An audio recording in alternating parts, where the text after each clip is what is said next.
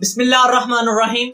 अक्सर स्टूडेंट्स मुझे एक सवाल पूछते हैं कि भाई हमने जब सेमेस्टर स्टार्ट किया था, आपका फर्स्ट है, थर्ड है, फिफ्थ है या सेवंथ है, या कुछ लोगों का नाइन्थ भी हो सकता है अगर 10 सेमेस्टर हैं आपके, तो इन सब में से एक सवाल कॉमन है।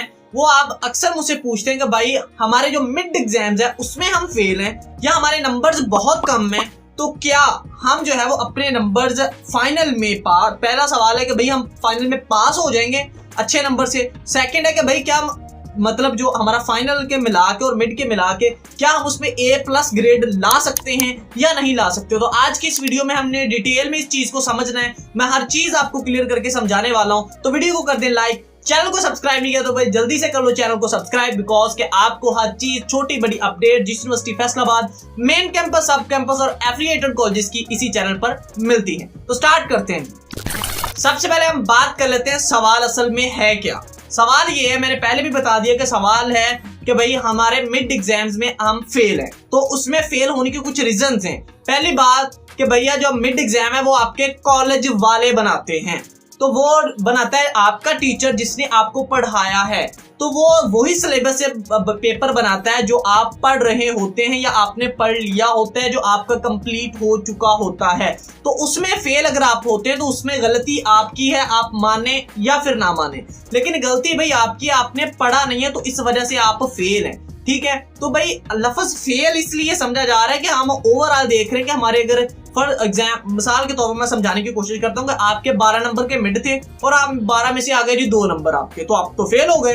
ठीक है, तो हम ये समझ रहे हैं, लेकिन भाई दरअसल हम सिर्फ मिड को देख रहे हैं, लेकिन जो फाइनल आपका रिजल्ट बनता है वो सबको मिला के बनता है। समझ रहे हैं मेरी बात? आपके असेसमेंट के मार्क्स भी ऐड होते हैं, आपके मिड के भी होते हैं, आपके फाइनल के भी होते हैं। ठीक है, तो अगर आप कोई बंदा मिड में फेल है तो वही उसके असेसमेंट के लग के कंप्लीट तो इंशाल्लाह पास हो जाएगा, कोई मसला नहीं है। और अगर उन दोनों को मिला के भी नहीं हो रहा तो भैया आपका फाइनल में तो होना है ना। आपका फाइनल में अगर आप अच्छे मार्क्स ले लेते हैं, अच्छी तैयारी कर लेते हैं, अच्छे जो है वो प्रिपरेशन से आपका इतने अच्छे एग्जाम्स हो जाते हैं कि आपके नंबर 60 में से या ओवरऑल हम देखें 100 नंबर का आपका पेपर होता है तो आपके मार्क्स बहुत अच्छे आ जाते हैं। तो आप इन तीनों को मिला के अगर पास हो जाते हैं तो डेफिनेटली आप फिर पास ही हैं।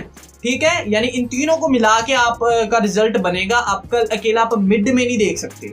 सेकंड है कि भाई हम मिड में तो बिल्कुल ही नंबर कम है तो हम A ग्रेड ला सकते हैं, तो भाई आपके मार्क्स पे डिपेंड करता है कि आपके जो मार्क्स हैं वो अगर तो 0 है तो भैया फिर आपका A ग्रेड किस तरह बनेगा। बिकॉज कि अगर आपका 12 नंबर का मिड है, एग्जाम्पल के तौर पर समझा रहा हूँ, तो भाई अगर 12 नंबर का मिड है तो वो उसमें से निकल गया, मतलब 12 के 12 ही निकल गए, तो आपका A ग्रेड किस तरह बनेगा। ठीक है, तो यहाँ आप अगर आप मेहनत करें तो आपका B ग्रेड लाजमी बन सकता है। ठीक है, लेकिन अगर एग्जाम्पल के तौर पर जो है किसी बंदे के जो है वो 7 या फिर 8 नंबर हैं तो फिर भाई इजीली उसका A ग्रेड बन सकता है। इस तरह की बहुत सारी मिसालें हम जब पढ़ते थे तो बहुत सारी इस तरह की हमने खुद स्टूडेंट्स जो हैं वो मेरे दोस्त हैं जिन्होंने इस तरह किया है और अल्हम्दुलिल्लाह उनका A+ ग्रेड भी बना है। ठीक है, लेकिन उनके मार्क्स मैं पहले क्लियर कर दूं कि 8 या फिर 7 थे। ठीक है, ये क्लियर बात अपनी माइंड में बिठा लें।